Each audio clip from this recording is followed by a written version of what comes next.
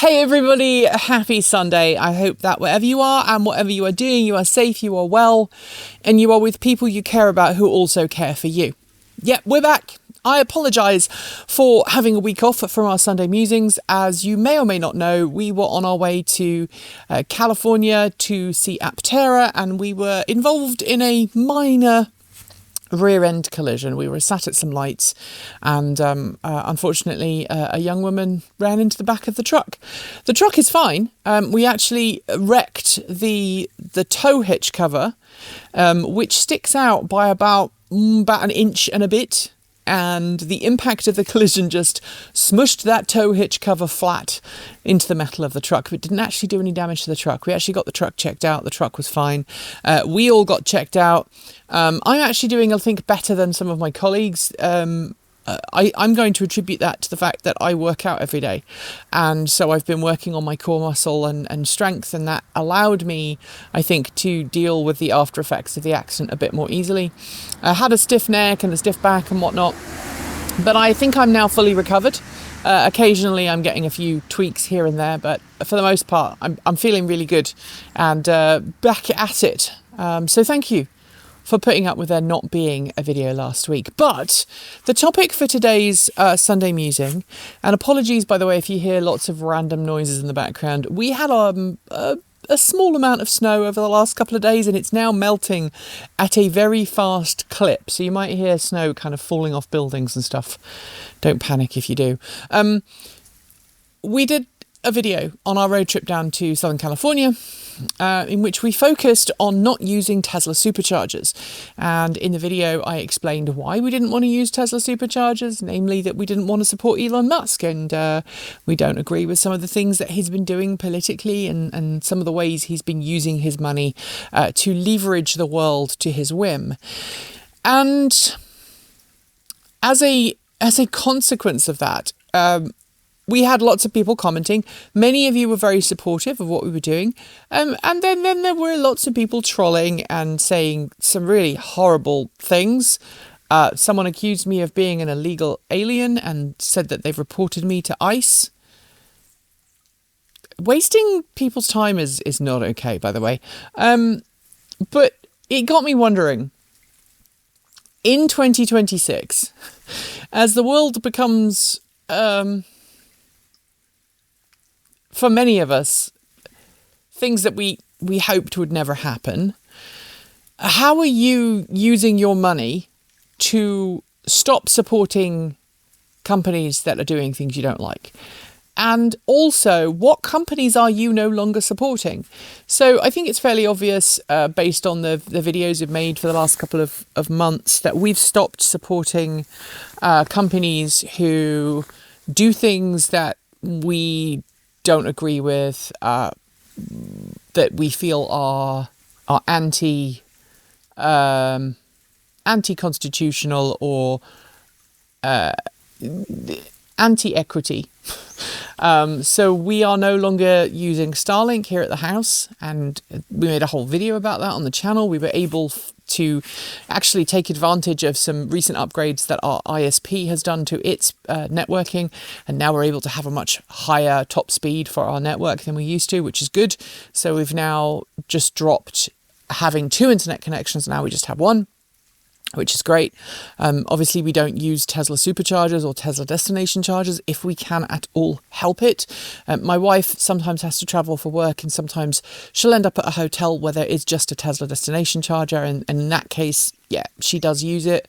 But that's because she's on a work trip and they focus on her being ready for the next day and ready to do stuff rather than, turning up late because she's had to stop and charge on the way.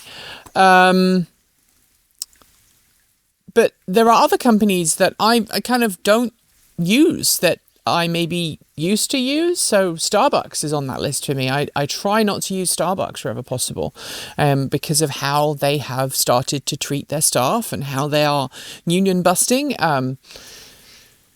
It sometimes isn't just big multinational companies, right? So here in Portland, there is a small chain that I used to support called Fried Egg I'm in Love. Really like their sandwiches. They were really great sandwiches.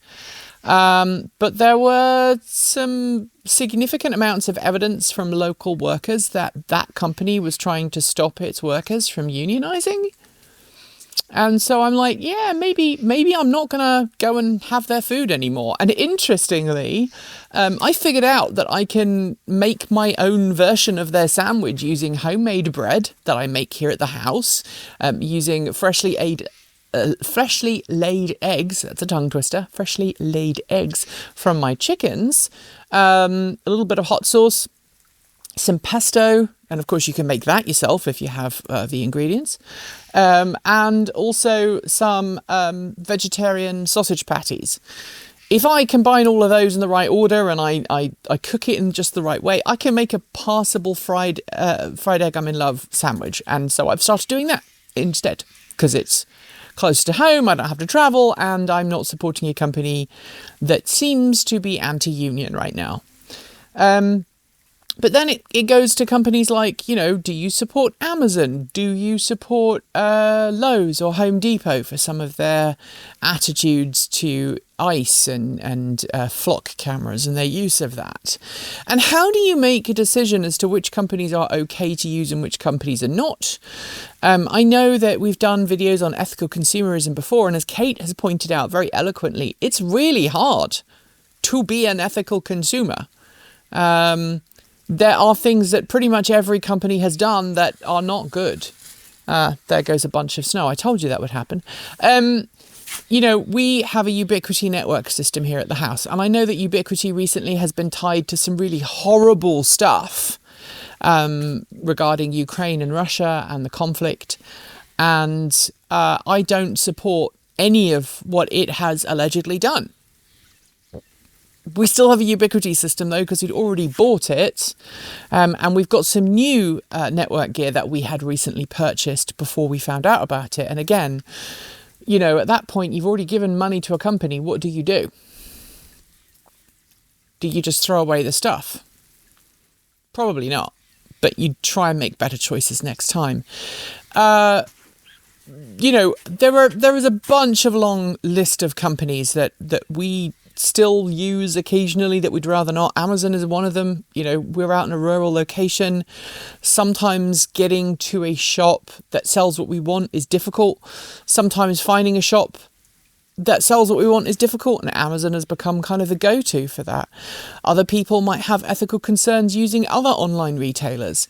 It's a minefield. So without judging other people, I would really love you to list some of the companies that you're trying to avoid, at least, and the reason you're trying to avoid it. And I want to really underscore here, I don't want the comments section to this video, or indeed our Discord chat room where a lot of comments will be discussed, to become a you're a bad person because ... I'm not interested in that. I'm interested in people making smart decisions for the reason and citing the reasons they made those smart decisions and backing it up with empirical data. I do think that it's important for us as consumers, especially in the age of AI, and a lot of that AI seems to be, Wizard of Oz-esque curtain hiding. I believe it's important for us to kind of call out companies that are doing stuff that is a bit shady and not great. Stuff also that often infringes on people's rights, and we should call those companies out. We should also do our best to make sure that we don't kind of end up delving into virtue signalling for virtue signaling's sake and telling people that they are bad if they do X, Y, and Z. We need to focus on, I have made this decision to do this because this, rather than you are a bad person if you do this. And I think we've seen that, a lot of people in, whether it's vegetarianism or veganism or whether it's political stuff, you're a bad person because you still do this, rather than these are the reasons I decided not to do this. I think that latter choice is a better way of putting it than labelling other people as terrible and bad. And I think that tends to result in more positive outcomes. Anyway, that is your homework for today. Tell me the list of companies that you have boycotted. Why? Be nice, be polite. Don't shout at each other in the comments. I swear to God, If you start shouting at each other in the comments, I will be very, very upset. I would threaten you with Queenie, but I think some of you might enjoy that. So, yeah, no, she's not. She's dirty right now. She's not had a bath for a while. I've got to admit, she hasn't been cleaned since the last time we went to a convention together, and I put her back in her bag, and I haven't got around to washing her yet. I know that's horrible, and it's on a list of things that I need to do after I've done my taxes and all of my other stuff that need to be done in the next few weeks. Anyway, thanks to the amazing list of people scrolling by on either side of me right now. They are the reason why you are watching this video right now. I mean, not directly, but they're the reason why we're still able to do this. I don't pull a salary at this channel. I use all of the money that you send our way to pay the company bills, pay for things like our internet access, pay for backup services and software services that we use to produce these videos, pay for salaries for Erin and Vi and Kate. They all get a salary, pay for people's healthcare, pay for people's retirement funds, all of that. They come first before me. And without that support, we wouldn't be able to do that. Now, would I like to be able to pay a salary? I absolutely would be able to love to pay myself a salary. But in order to do that, we need to increase our monthly income by about $1,000, maybe $2,000. So if you want to make that happen and you want to see me actually start paying my way for myself, I would really love that, because I haven't done that for a really long time. I want to make sure that my team has a job before I start taking a paycheck myself, and maybe you can help me change that in the future. Anyway, join up. $1.50 a month on Patreon. You can also send us a Ko-fi. You can also send us a check, an old-fashioned P.O. box check, if that is your thing. And you can also buy swag from our swag store. I don't think I'm wearing a TE t-shirt today. In fact, I know I'm not wearing a TE t-shirt today. I'm wearing a furry t-shirt from the One Big Weekend production, which was